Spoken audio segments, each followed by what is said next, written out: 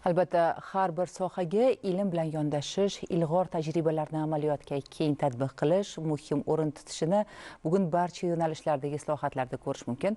Paxtachilik tarmog'i rivoji ham hech mubolag'asiz mamlakatimizda ko'plab tarmoqlarda yuqori ko'rsatkichlar qayd etilishiga zamin yaratadi. Shunga mos ravishda soha kun sayin taraqqiy etib boryapti. Buxoroning Olis Olot tumanidan tayyorlangan lavhamizda shu haqda so'z boradi.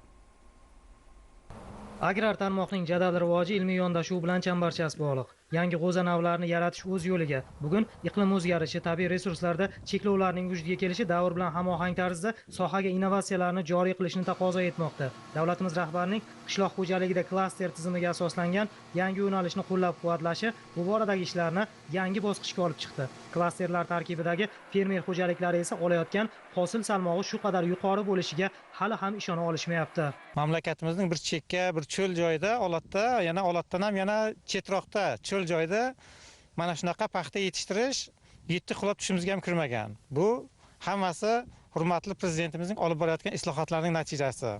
Mana shu hozirgi ko'rayotgan dalamizda plyonka ostiga tomchilab sug'orish texnologiyasi joriy qilib ekilgan va hozirgi paytda bu dalamizdan 86 sentner hosildorlik kutyapmiz. 5-6 yil oldin 30-35 sentdan hosildorlik olsak, juda ham xursand bo'lardik-da.